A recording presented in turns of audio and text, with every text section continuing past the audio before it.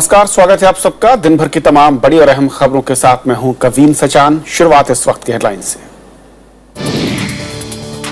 जम्मू कश्मीर में 24 घंटे में दूसरा हमला, जवाबी कार्रवाई में 2 आतंकी ढेर। दहशतगर्दी के खिलाफ कार्रवाई का मीडिया को सीधा प्रसारण न करने की सलाह। राजस्थान के बाद हरियाणा में किसानों से मिली सोनिया गांधी। बेमौसम बारिश से नुकसान पर मुआवजे की मांग। कृषि मंत्री ने कहा 31 मार्च तक नुकसान का आकलन।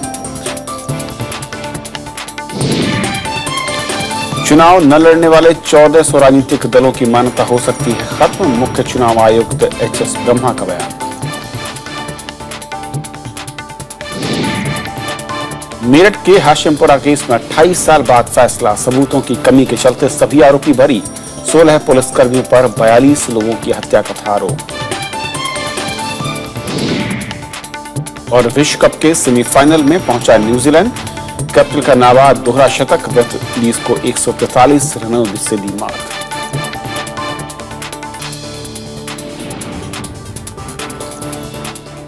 और आइए देखते हैं हमारी पहली खबर।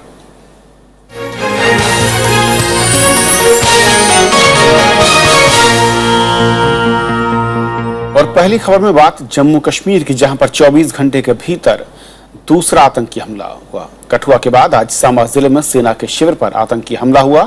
सुरक्षा बलों की जवाबी कार्रवाई में दोनों आतंकी मारे गए।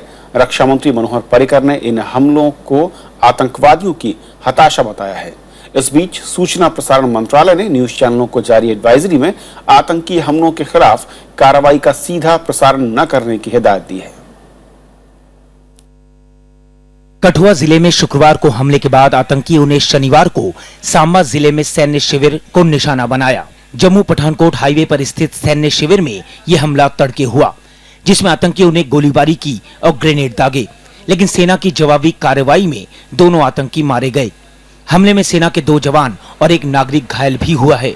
रक्षा मंत्री मनोहर पर्रिकर ने इसे आतंकवादियों की हताशा बताया है। जो बार बार इस तरह का जो घटनाएं हो रहे हैं उससे हम चिंतित हैं और उसका उस हिसाब से कार्रवाई भी होगा और सिक्योरिटी फोर्सेस बहुत अच्छी तरह से इसका जवाब भी दे रहा है और आगे भी देगा। इससे पहले शुक्रवार को कठुआ जिले के राजबाग थाने में फिदायीन हमला हुआ था। इसमें सुरक्षा बल के 3 जवान शहीद हो गए थे और 11 लोग घायल हुए। सुरक्षा बलों ने हमला करने वाले दोनों आतंकियों को मार गिराया था। नवरात्रि के मद्देनजर वैष्णो देवी यात्रा के मार्ग पर भी सुरक्षा बढ़ा दी गई है। विपक्षी दलों ने आतंकी वारदातों के मामले में सरकार पर सवाल उठाए हैं। क्या आज इस सरकार ने उग्रवादी हमलों को नॉन स्टेट एक्टर्स कहना शुरू कर दिया? क्या आज उग्रवादी बीजेपी के सरकार के अंदर नॉन स्टेट एक्टर हो गया है? मुझे सिर्फ इतना ही कहना है, ये बहुत ही दर्दनाक है, बहुत ही दुखद है। इस बीच सूचना प्रसारण मंत्रालय ने आतंकी हमलों के खिलाफ सुरक्षा बलों के ऑपरेशन का लाइव कवरेज नहीं दिखाने से जुड़ी एडवाइजरी विभिन्न चैनलों को जारी की है। दरअसल शुक्रवार को कठुआ हमले का कुछ चैनलों ने घटनास्थल से प्रसारण किया था। न्यूज चैनलों के संपादकों का भी मानना है कि राष्ट्रीय सुरक्षा के मद्देनजर सावधानी बरती जानी चाहिए।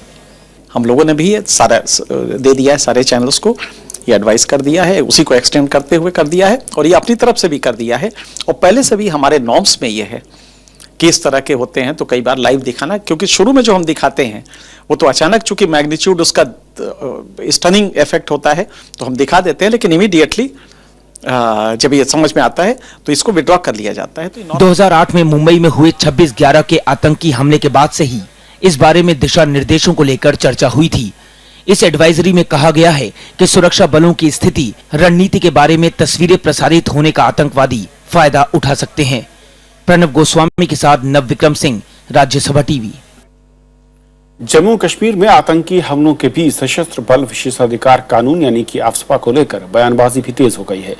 पीएमओ में राज्य मंत्री जितेंद्र सिंह ने आज कहा कि आफ्सपा जैसे संवेदनशील कानून पर राजनीति प्रेरित फैसले लेने की बजाय सुरक्षा जरूरतों को ध्यान में रखा जाना चाहिए। हालांकि 1 दिन पहले ही मुख्यमंत्री मुफ्ती मोहम्मद सईद ने राज्य में चरणबद्ध तरीके से आफ्सपा हटाने से जुड़ा बयान दिया था। जो बड़े ही संवेदनशील विषय हैं, उदाहरण के तौर पर armed forces special power act इत्यादि जैसे, इनके विषय में कोई भी निर्णय लेना हो तो राजनीतिक लकीरों से ऊपर उठ करके मात्र सुरक्षा संबंधित जानकारी के आधार पर और सुरक्षा संबंधित कंसर्न्स और उनके राय के आधार पर किया जाए। तो जम्मू कश्मीर में 24 घंटे के अंदर हुए 2 हमलों पर और बातचीत करेंगे। हमारे साथ वरिष्ठ पत्रकार पुष्प सराफ साहब हैं। सब स्वागत है आपका। सबसे पहले तो 24 घंटे के भीतर दूसरा हमला, किस तरह के संकेत मिल रहे हैं नई सरकार बनने के बाद जम्मू कश्मीर में, और क्या मैं कहूं ऐसा है कि अचानक तेजी आ रही है हमलों? नहीं, ऐसा नहीं है। ये जो क्षेत्र है जो बिल्कुल ही सीमा के साथ जुड़ा हुआ है, इसमें एक अचंभे की बात यह है, और ये पहले भी हुआ है, खासकर कठुआ सांबा में, और यहाँ तक हुआ है कि सांबा से चल के लोग 30 किलोमीटर दूर जम्मू में आ गए, जम्मू शहर के पास। तो ये जो क्षेत्र है ये कुछ ऐसे, पर इसमें अचंभे की बात यही है कि सीमा से पार करके वो 20 किलोमीटर पहले अंदर आए, फिर और ऐसा संभावना है कि कठुआ और सांबा का जो दोनों ही वाकया हैं ये एक ही ग्रुप में किए हैं। तो ये फिर उसके आगे चले, इतने रास्ते में उनको किसी ने चैलेंज नहीं किया। रास्ते में उन्होंने एक खून भी किया, एक मोटरसाइकिल उठाया, फिर 2 गाड़ियां किडनैप उठाई। उन गाड़ियों में वो राजबाग पुलिस स्टेशन पहुंचे कठुआ में, जो कि मेन रोड के आगे पीछे ही है, और पुलिस स्टेशन के अंदर भी एंटर कर गए। तो इसमें बड़ी ही जो है प्रिकॉशन लेने की जरूरत है, और इसको एक लैप्स मान के इसको देखना चाहिए कि सुरक्षा पहले भी हुआ है। सुरक्षा के लिहाज से बड़ी चूक आप कहें पूरे रीजन की बात करें तो अनफॉर्चुनेटली ऐसा कहना ही पड़ेगा कि सुरक्षा में एक कमी नजर आती है। सुरक्षा में जो इंटेलिजेंस की एक फेलियर थोड़ी सी नजर आती है इसमें। अभी की वो बड़ा काम करते हैं, और हमारे बॉर्डर पे फेंसिंग भी है, पर उस फेंसिंग के बावजूद जो लोग क्रॉस करते हैं, ये एक अपने आप में एक बात है जिससे मेरा ख्याल है सुरक्षा बलों को भी सोचना चाहिए, और सिक्योरिटी से रिलेटेड हर आदमी को सोचना चाहिए। लेकिन जिस तरीके से वहां पर आरोप और प्रत्यारोप भी लगने शुरू हो चुके हैं सरकार पर, कहा जा रहा है कि क्योंकि मुफ्ती सरकार थोड़ा सा सॉफ्ट हार्टेड दिखती है ऐसे मसलों को लेकर, या उनके जो रुख रहा है और टचिंग हीलिंग टच की बात करते रहे, क्या वाकई जो उनका कदम है, फिर जिनका एक मैं कहूँ कि एजेंडा था, उसको इससे धक्का लगता दिख रहा है कहीं? नहीं, इससे उसका कोई ताल्लुक नहीं है। जब तक पाकिस्तान में आतंकवाद का जोर रहेगा, ऐसी घटनाएं मेरे ख्याल में रोकना हिंदुस्तान के लिए भी बड़ा मुश्किल हो जाएगा। पाकिस्तान खुद आतंक की उसमें बिल्कुल ही टेररिज्म के ग्रिप में है इस वक्त, और उन्होंने जबकि, पर अफसोस की बात यह है कि पाकिस्तान अपने अफगानिस्तान बॉर्डर पे तो बड़ा काम कर रहा है, पर हिंदुस्तान के बॉर्डर पे वो भी आतंकवादियों को रोकने में असमर्थ है, जहाँ कोई कार्य ऐसा नहीं कर रहा है।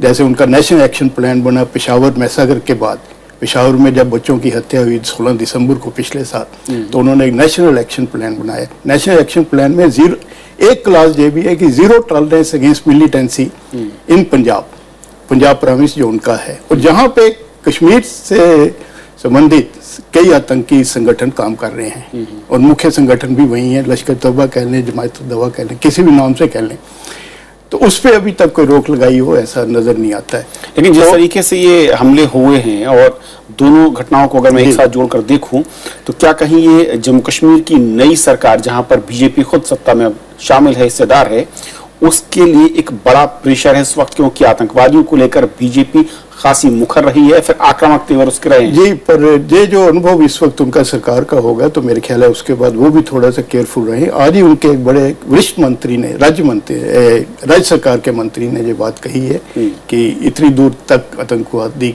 चल के कैसे आ गए। तो ये कहना तो आसान होता है कैंपेन में, और कि गोली और बात नहीं करें, साथ साथ चल सकती, ये नहीं हो सकता, पर जब आप प्रैक्टिकल स्तर पे देखें तो इसमें अफसोसजनक बात यह है कि सभी राजनीतिक दल इस पे सहमत नहीं हो जाते आतंक के मुद्दे पे। जब भी कोई प्रॉब्लम होती है तो वो एक दूसरे का मजाक उड़ाते हैं। आज कांग्रेस ने जो बात कही, वही भाजपा पहले जब वो विरोधी पक्ष में थी तो ये बात करती थी। तो इसलिए जरूरी ये है कि एक कंक्रीट पॉलिसी बनाई जाए कि आतंकवाद से कैसे निपटना है। और क्योंकि ये जो पूरा 30 किलोमीटर का मैं कहूँ जो पूरा बेल्ट है, सांबा से और कठुआ का जो पूरा इलाका है ये, और खासकर वो नेशनल हाईवे का जो इलाका पड़ता है, ये सबसे ज्यादा सेंसिटिव रहा है, अगर मैं कहूँ पिछले 2-3 वर्ष में। कई बार खबरों में रहा है, इसके बावजूद हम उसको अब तक पुख्ता सुरक्षा, वही एक मुद्दा है, वही एक बड़ा गंभीर मुद्दा है कि ऐसा क्यों बार बार हो रहा है, और ये पहली बार नहीं हुआ है। इसलिए किसी भी सरकार को इसके लिए दोषी ठहराया जाए वो शायद सही बात नहीं होगी। बात यह है कि इस मुद्दे को टैकल किया जाए कि क्यों ये बार बार हो रहा है और क्यों नहीं ये रुक सकता, जबकि फेंसिंग भी है, फोर्सेस भी है, सब कुछ है, और क्यों ये, मतलब ये तो बड़ी गंभीर घटना ना कि एक आदमी आराम से मोटरसाइकिल पे चल रहा है और अचानक दो लोग आते हैं, उसे पकड़ते हैं, उसका गला काट देते हैं, मोटरसाइकिल लेके भागते हैं, फिर आगे दो गाड़ियां भी उठा लेते हैं, फिर पुलिस स्टेशन एंटर करते हैं। और संभवतः यही ग्रुप है जो बाद में सांबा तक गया। इसलिए मुझे यकीन है कि अब जो पिछले अनुभव को देखते हुए अब इन्होंने जम्मू शहर को बचाने के लिए कोई ना कोई कदम उठा लिए होंगे। क्या कहें कि इंटेलिजेंस फेलियर भी है और सुरक्षा के लिहाज से जो कोऑर्डिनेशन की बात आती है कि कोऑर्डिनेशन में कहीं कमी रह जाती है ऐसे मसलों पर, मेरे ख्याल में वही कहना ठीक होगा, क्योंकि सुरक्षा बलों ने भी बड़ी कुर्बानियां दी हैं और इंटेलिजेंस वाले भी अपना काम करते हैं, पर कहीं ना कहीं कोई कमी है जो कि खलती है और जिसकी वजह से ये वाकया हुआ है। और पहले भी इसी क्षेत्र में कई ऐसे वाकया हो चुके हैं। और मैं कहूँ कि अभी क्योंकि एक हमला हुआ उसके अगले दिन अगला हमला, एक आतंकी हमला होता है, राज्य सरकार के क्या कहूँ बयान भी कहीं उस दर्द को बढ़ाते हैं, उस चोट को बढ़ाते हैं, या फिर आपको लगता है कि ऐसे में मौन या खामोश रहकर कार्रवाई पर ज्यादा फोकस करना चाहिए था उसकी तरफ? मेरा ख्याल है कि कंक्लूजन पे नहीं पहुंचना चाहिए था। मुफ्ती साहब ने भी कह दिया कि नॉन स्टेट एक्टर्स हैं, ऐसा लगता है, उन्होंने भी कहा है। तो इस तरह के बयान जब तक पूरी बातें पता नहीं लग जाए नहीं देना चाहिए। वो काफी अनुभवी नेता हैं और उनको पता भी है, नॉन स्टेट एक्टर्स हो भी सकते हैं, पर जब तक पक्का पता नहीं लगे और आइडेंटिफाई नहीं होते तब तक नहीं बोलना चाहिए, ऐसा मेरा मानना है। और भाजपा और पीडीपी को भी अपने जो दोनों सत्ता में अब भागीदार हैं और उन दोनों को भी एक दूसरे से मतलब पॉइंट्स नहीं स्कोर करने चाहिए, मिलजुल के चलना चाहिए। क्योंकि बयानों से ऐसा लगता है कि कहीं दोनों पॉइंट स्कोर करने में लगे हैं और दोनों बीच में ऐसा लगता है जो सुरक्षा को लेकर या अहम मैं कहूँ कि मसला है आंतरिक सुरक्षा और खासकर जब सीमावर्ती राज्य हो, वहां पर बयानों में जिस तरीके का विरोधाभास दिखता है उससे कहीं न कहीं जो सुरक्षा बल हैं या जो लोकल एजेंसियां हैं कहीं उनकी फिर दिक्कत होती है उनको अपने काम बिल्कुल होती होगी, क्योंकि बोलना तो तभी चाहिए ना जब आपने पूरी तरह आइडेंटिफाई कर लिया कि कौन है, क्या है, कैसे आए। कोई भी इस बात से इनकार नहीं कर सकता कि नॉन स्टेट एक्टर्स इन्वॉल्व होंगे। सब जानते हैं कि पाकिस्तान में वो बड़े एक्टिव हैं। पाकिस्तान खुद ही मतलब कम से कम रोज एक टेररिस्ट अटैक हो जाता है। कल ही वहां भी एक बोरा मास्क पे अटैक हुए, उससे पहले आपको पता ही है क्रिश्चियंस पे अटैक हुए, फिर शिया इमाम बाड़ा पे अटैक, तो वो भी कोई इससे बात नहीं कर। पर जब हम बोलें तो मेरा ख्याल है कि हमारे नेताओं को इस बात का ध्यान रखना चाहिए कि वो पूरे तथ्यों के साथ बोलें अगर वो उनको पब्लिक में बोलना ही है। बाकी तो ये आम आदमी के लिए एक चुनौती है, उसके लिए तो वो रात की नींद हराम होगी कि वो कैसे रहेगा जब वो पुलिस स्टेशन ही नहीं सुरक्षित। और तो इसलिए बड़ा जरूरी है कि इनको मिलजुल के चलना चाहिए। और केंद्र में भी सत्ता बदल चुकी है, बीजेपी की सरकार है, और क्योंकि बीजेपी इससे पहले मैं बार बार जो जिक्र कर रहा हूं इसलिए क्योंकि उसका रुख था कि सरकार कहीं सख्त रवैया नहीं अपनाती है। असल में किस तरह के ऑप्शन सब प्रैक्टिकली अगर मैं कहूं कि इन सरकार के पास देखते हैं ऐसे जब मामले सामने आ रहे हैं और खुद उस दल की सरकार वहां पर भी उस राज्य में भी हो? जी हाँ, मेरा जो व्यक्तिगत अनुभव रहा है और अगर आप मुझे इजाजत देंगे तो मैं बोलना चाहिए कि सुरक्षा हमारे माइंडसेट पे नहीं आई है, लोगों के माइंडसेट पे भी होना चाहिए कि हमें अपना एक क्षेत्र जो है वो सुरक्षित रखना है। सुरक्षा बल तो अपना काम करे, वो अपना काम करते रहे, पर लोगों को भी छोटी छोटी बातों का ध्यान रखना चाहिए और खासकर पुलिस बलों को तो बड़ा ही ध्यान रखने की जरूरत है। पर सिक्योरिटी हमारे एक एटीट्यूड की तरह रिफ्लेक्ट करनी चाहिए, खासकर बॉर्डर एरियाज में। होता क्या है कि हजारों लोग उखड़ जाते हैं अपने घरों से जब भी वहाँ गोलाबारी होती है। पिछले दिनों ही आपने देखा कि काफी लोग थे रिफ्यूजी कैंप्स में, उनको शिफ्ट करना पड़ा। तो जब एक बड़ी ही दर्दनाक स्थिति पैदा होती है तो जब सिक्योरिटी बनेगी तो लोग ध्यान रखेंगे कि कोई जो अनजाना चेहरा है उनसे क्षेत्र में नहीं घूम रहा है, कोई ऐसी वस्तु नहीं वहाँ पड़ी हुई जो कि विस्फोटक हो। इस तरह की वार्निंग वक्त वक्त पे इशू होती भी है, पर इसको हमारे माइंडसेट का हिस्सा बनाना पड़ेगा। एक आखिरी सवाल पुष्प साहब जी, कुछ लोग ये भी कहते हैं कि क्योंकि बातचीत का सिलसिला टूट चुका है भारत पाकिस्तान का, कहते हैं कि जब कोई तैयारी होती दिखती है या फिर मैं कहूँ कि कुछ तरह के संकेत मिलते हैं उस बीच में इस तरह के हमलों की एक बाढ़ सी आती है, कोशिशें बढ़ जाती है। क्या वही हताशा इस बार भी दिख रही है, आप देखते हैं? ये इससे भी बड़े बड़े वाकया पहले हुए हैं और इस तरह की तो है। ये एक वहाँ बहुत बड़ा वर्ग है आतंकवादियों का और एक्सट्रीमिस्ट का जो नहीं चाहता कि भारत के साथ पाकिस्तान बात करे। पाकिस्तान की सरकार को भी इसका खमियाजा भुगतना पड़ता है और पाकिस्तान की सरकार खुद कई बार ऐसी बयानबाजी कर देती है जिससे भारत के लिए मुश्किलें पैदा होती है। पर मेरा अपना मानना है कि भारत और पाकिस्तान को बात करते रहना चाहिए, ये बहुत ही जरूरी है क्षेत्र में शांति के लिए। और आतंकवाद को उनको समझना चाहिए कि ये कॉमन दुश्मन है और इसका खत्म करना दोनों के ही हित में होगा और दुनिया के भी हित में होगा। खुशता, बहुत बहुत शुक्रिया इस बातचीत में हमारे साथ शामिल होने के लिए आपका। धन्यवाद। तो ये थी हमारी पहली खबर। छोटा सा ब्रेक और ब्रेक उस पार दिन भर की दूसरी बड़ी खबर।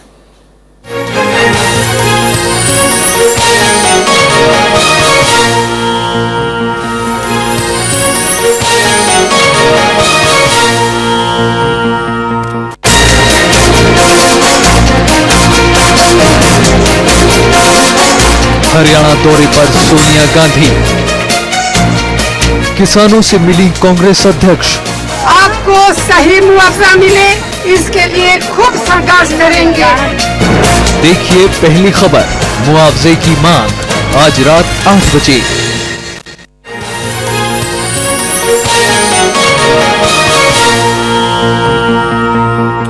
तो ब्रेक के बाद आपका फिर से स्वागत है। कांग्रेस अध्यक्ष सोनिया गांधी लगातार दूसरे दिन पीड़ित किसानों से मिली। राजस्थान के बाद उन्होंने आज हरियाणा में 4 जिलों का दौरा किया। कांग्रेस अध्यक्ष ने केंद्र और राज्य सरकार पर किसानों की अनदेखी का आरोप लगाया और तत्काल मुआवजे की मांग की। केंद्रीय कृषि मंत्री राधा मोहन सिंह भी नुकसान का जायजा लेने आज महाराष्ट्र पहुंचे। बेमौसम बारिश और ओलावृष्टि की वजह से बर्बाद हुए किसानों का दर्द बांटने कांग्रेस अध्यक्ष सोनिया गांधी शनिवार को हरियाणा पहुंची। भिवानी, रेवाड़ी, झज्जर और करनाल के ग्रामीण इलाकों में वो किसानों से मिली। इस मौके पर कांग्रेस अध्यक्ष ने किसानों की समस्याएं सुनी। हम सबकी जिम्मेदारी बनती है कि हम सब मिलकर किसानों की मदद करें, तो हम संघर्ष करेंगे, किसानों को सही मुआवजा मिले। कांग्रेस अध्यक्ष ने किसानों को मुआवजा मिलने में देरी का मुद्दा भी उठाया। सोनिया गांधी ने कहा कि हरियाणा में कांग्रेस और केंद्र में यूपीए सरकार के दौरान तत्काल और पूरी मदद जाती थी, लेकिन अब ऐसा नहीं हो रहा है। सबसे बड़ी जिम्मेदारी सरकारों की है।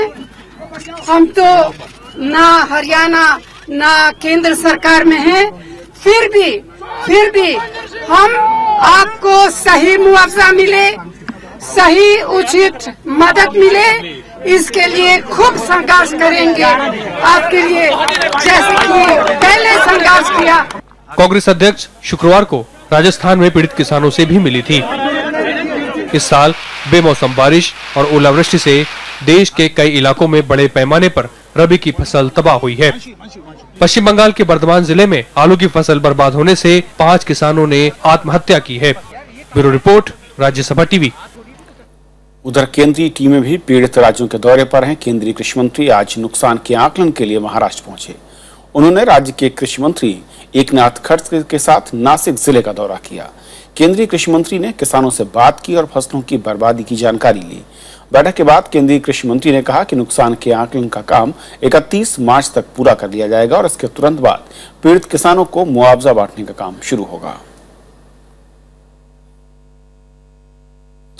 वित्तीय संकट का मुद्दा लेकर दिल्ली की तीनों नगर निगमों के मेयरों ने आज मुख्यमंत्री अरविंद केजरीवाल से मुलाकात की, लेकिन केजरीवाल ने मेयरों की आर्थिक मदद की मांग को दरकिनार कर दिया। मुख्यमंत्री ने मेयरों को सुझाव दिया कि वो इस मामले में केंद्र सरकार से मदद की गुहार लगाएं या अपना राजस्व बढ़ाने की नीति तैयार करें।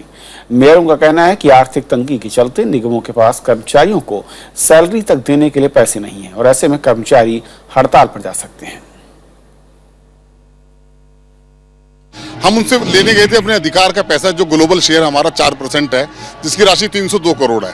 हम जनवरी में हम तनख्वाह नहीं दे पाए, हम फरवरी में, तो हमने कहा कि ये हमारा पैसा है और ये हमें आप दे दीजिए, और उन्होंने बिल्कुल हमें मना कर दिया। 25 महीनों से पेंशन नहीं दी है, 3 महीनों से तो हम तनख्वाह तक रेगुलर नहीं दे पा रहे हैं। बड़ी परेशानियों का हमने सामना करना पड़ रहा है। अब बहुत मुश्किल हो रही है निगम को चलाना। हो सकता है कि कर्मचारी हड़ताल जा सकते हैं।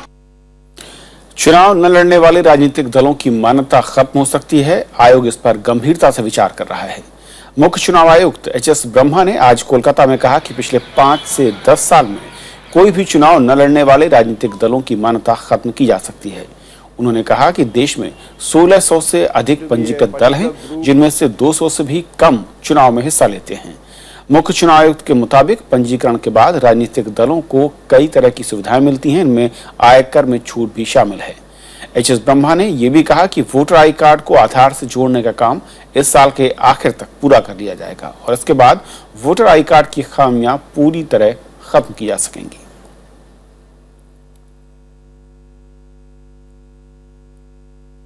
कर्नाटक सरकार ने आईएएस डी.के. रवि की मौत की निष्पक्ष जांच का भरोसा दिलाया। मुख्यमंत्री के सिद्धरामैया ने आज कहा है कि वो मामले की सीबीआई जांच के बारे में सोमवार को विधानसभा में बयान देंगे। इस बीच आईएएस एसोसिएशन ने भी सीबीआई जांच की मांग कर दी है। कर्नाटक में आईएएस अधिकारी डी.के. रवि की मौत के 6 दिन बाद भी वजहों का खुलासा नहीं हुआ है। पीड़ित परिवार और विपक्षी पार्टियां सरकार पर सीबीआई जांच का दबाव बना रही हैं। इसी बीच कर्नाटक के मुख्यमंत्री के सिद्धरामैया ने कहा है कि सरकार किसी को बचाने की कोशिश नहीं कर रही है। Government is not going to hide anything. Our government is transparent, impartial. These are all whatever allegations made by Kumaraswamy and others. They are all politically motivated. They wanted to take political mileage. CBI को जांच सौंपने को लेकर सिद्धरामैया सोमवार को विधानसभा में सरकार के रुख की जानकारी देंगे। कांग्रेस अध्यक्ष सोनिया गांधी ने शुक्रवार को सीबीआई से जांच कराने की सलाह दी थी। उधर पूर्व प्रधानमंत्री और जेडीएस नेता एचडी देवेगौड़ा ने शनिवार को पीड़ित परिवार से मुलाकात की। ಕೋಲಾರ ಸೂಕ್ಷ್ಮವಾದ ಜಿಲ್ಲೆ. ಹರಿಜನರು, ಗಿರಿಜನರು, ನನ್ನ ಸಮಾಜ, ವಕೀಲರು, ರೆಡ್ಡಿಗಳು ಅಲ್ಲಿ ಯಾವಾಗಲೂ ಫೈಟ್. इस मामले में राज्य सरकार ने सीआईडी जांच का आदेश दिया है। डी.के. रवि 16 मार्च को बेंगलुरु में अपने घर में मृत पाए गए थे। वो वाणिज्यिक कर विभाग में एडिशनल कमिश्नर के पद पर तैनात थे। कोलार जिले में उन्होंने रेत और भू माफियाओं पर शिकंजा कसा था। Bureau report, Rajya Sabha TV. Congress अध्यक्ष सोनिया गांधी ने रायबरेली के बछरावा इलाके में कल हुए रेल हादसे में घायल लोगों का हालचाल पूछा। सोनिया गांधी आज लखनऊ के अस्पतालों में भर्ती लोगों से मिली। बछरावा में रेल के डिब्बे पटरी से उतरने के हादसे में 38 लोगों की मौत हो गई थी और 100 से ज्यादा लोग घायल हुए थे। रायबरेली सोनिया गांधी का संसदीय क्षेत्र भी है। दिल्ली की 30 हजारी अदालत ने मेरठ के हाशिमपुरा केस के सभी 16 आरोपियों को बरी कर दिया है। कोर्ट ने आरोपियों के खिलाफ सबूत न मिलने पर यह फैसला सुनाया। मई 1987 में मेरठ में एक ही समुदाय के 42 लोग मारे गए थे। आरोप था कि पुलिसकर्मियों ने हाशिमपुरा मामले में 1996 में गाजियाबाद के चीफ जुडिशियल मजिस्ट्रेट के सामने चार्जशीट फाइल की थी और इस मामले में पीएसी के 19 जवानों को आरोपी बनाया गया। इसमें से 16 आरोपियों ने सरेंडर कर दिया था, जिन्हें बाद में जमानत मिल गई। 3 आरोपियों की पहले ही मौत हो चुकी है। पहले इस मामले की उत्तर प्रदेश में सुनवाई चल रही थी। बाद में सुप्रीम कोर्ट के आदेश पर मामलों को गाजियाबाद से दिल्ली ट्रांसफर किया गया। कोर्ट ने 21 जनवरी को इस मामले में अंतिम दलीलें सुनने के बाद फैसला सुरक्षित रखा था। आरोपियों की पहचान प्रोसिक्यूशन साबित नहीं कर पाई, इस आधार पर एक संदेह का लाभ देते हुए उन सबको बरी किया है। जम्मू कश्मीर में आतंकियों से लड़ते हुए अदम्य साहस का परिचय देने वाले कैप्टन जयदेव को आज कीर्ति चक्र से सम्मानित किया गया। राष्ट्रपति भवन में हुए समारोह में राष्ट्रपति प्रणब मुखर्जी ने उन्हें यह सम्मान दिया। इसके अलावा सेना के 11 जवानों को शौर्य चक्र से सम्मानित किया गया। इनमें से 3 को मरणोपरांत ही सम्मान मिला। राष्ट्रपति ने 14 सैन्य कर्मियों को परम विशिष्ट सेवा मेडल, 3 को युद्ध सेवा मेडल और 26 को अति विशिष्ट सेवा मेडल भी दिया। इस मौके पर उपराष्ट्रपति मोहम्मद हामिद अंसारी, प्रधानमंत्री नरेंद्र मोदी और रक्षा मंत्री मनोहर पर्रिकर समेत कई हस्तियां मौजूद थीं।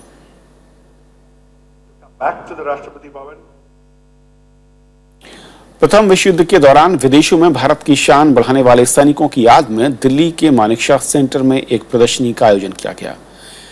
अनजान देशों से अपनों से दूर लड़ने का भारतीय सैनिकों का यह पहला अनुभव था। आइए याद करते हैं उन जवानों को इस प्रदर्शनी के जरिए। बहादुरी की दास्तां बयां करती ये तस्वीरें उन जाबाजों की हैं जो मैदानी जंग में बहादुरी से लड़े। कुछ खुशकिस्मत रहे जो वतन लौट आए, पर कई ऐसे भी रहे जिन्हें दोबारा वतन लौटना नसीब नहीं हो सका। करीब 74,187 भारतीय सैनिकों की बहादुरी आज भी लोगों को रोमांचित करती है। This has been conceptualized basically on the theme of faith, gallantry, sacrifice and heritage. These being the four pillars and the foundations of our Indian Army today, which has evolved so beautifully. With this thought came about the evolution of this showcasing of the Indian contribution and this thing. प्रदर्शनी में रखे ये खत, इनमें कई ऐसी कहानियां शामिल हैं जो कभी सामने आ ही नहीं सकी। इन खतों में जवानों ने अपनी आपबीती अपनों से साझा की थी। जो आप देख रहे हैं दीवार पे लगे हुए पत्र, ये वीर सैनिकों ने युद्ध के दौरान अपने परिवारों को लिखे हैं। इनमें अलग अलग भाषाओं ने उन्होंने अपने विचार, अपने भाव, अपने साहस, दृढ़ता और उन परिस्थितियों को व्यक्त किया है और अपने परिवार वालों को बताया है कि हम युद्ध से लौटे न लौटें, पर हम इस युद्ध में अपनी वीरता से लड़ते रहेंगे। इस विश्व युद्ध में कई नए हथियारों को भी शामिल किया गया था, जो आज भी लोगों के जिज्ञासा का विषय बने हुए हैं। मुझे इस एग्जीबिशन में आके बहुत अच्छा लगा। इससे मेरे को वर्ल्ड वॉर के बारे में बहुत चीज़ें जानने को मिली, जैसे कि उस टाइम में कौन कौन से मिसाइलें यूज़ हुई थी, कौन कौन से मशीन गन यूज़ हुए थे और उस टाइम में हमारे सोल्जर्स ने कितनी बहादुरी दिखाई थी। इस विश्व युद्ध में बहादुरी की कई मिसालें पेश की गई, जिसके लिए 11 भारतीय सैनिकों को इंग्लैंड का सर्वोच्च सैन्य सम्मान विक्टोरिया क्रॉस से भी नवाजा गया। इस प्रदर्शनी में हम रूबरू हुए उन भारतीय सैनिकों की जिंदगियों से जिन्होंने प्रथम विश्व युद्ध में अपने त्याग और बलिदान से भारत का गौरव और सम्मान बढ़ाया। कैमरा पर्सन जुनैद के साथ अरुणा ठाकुर, राज्यसभा टीवी। न्यूजीलैंड विश्व कप क्रिकेट के सेमीफाइनल में पहुंच चुका है। 24 मार्च को पहले सेमीफाइनल में उसका सामना दक्षिण अफ्रीका से होगा। आज चौथे क्वार्टर फाइनल में कीवीज ने वेस्टइंडीज को 143 रन से हरा दिया। Man of the match Martin Guptill ने 237 रनों की शानदार पारी खेली।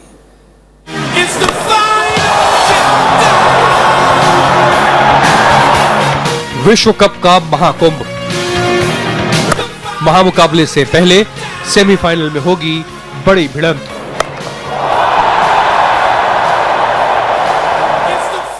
दक्षिण अफ्रीका से होगा न्यूजीलैंड का सामना।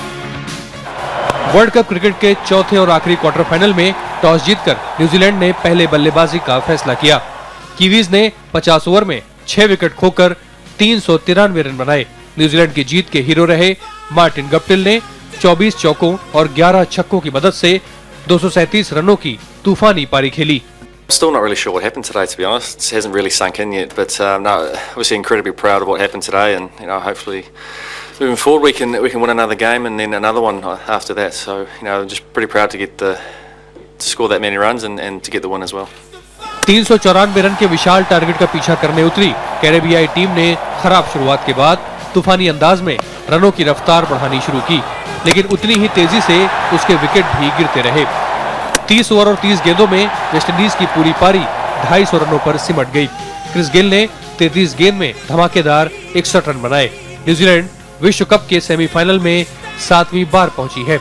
भारत और ऑस्ट्रेलिया के बीच दूसरा सेमीफाइनल 26 मार्च को होगा। Bureau report, Rajya Sabha TV. आज से विक्रम संवत 2072 की शुरुआत हो गई है। उत्सवों की उमंग में पूरा देश सराबोर है। उत्तर भारत में जहां चैत्र नवरात्रि का पर्व शुरू हो चुका है, तो महाराष्ट्र में गुड़ी पाड़वा की रौनक देखते बन रही है। पारंपरिक परिधानों में धूलबाजी के साथ पूरे उल्लास से ये त्योहार मनाए जा रहे हैं। और इसी तरह दक्षिण भारत में उगादी, मणिपुर में साजिबू नोंगपावा के पर्व की उमंग है। सिंधी समुदाय का पावन पर्व चेती चांद भी पूरे भक्तिभाव से मनाया जा रहा है। पारसियों का नया साल नवरोज भी आज से शुरू हो गया। त्योहारों के इस मौके पर राष्ट्रपति, उपराष्ट्रपति और प्रधानमंत्री ने सभी देशवासियों को शुभकामनाएं दी हैं।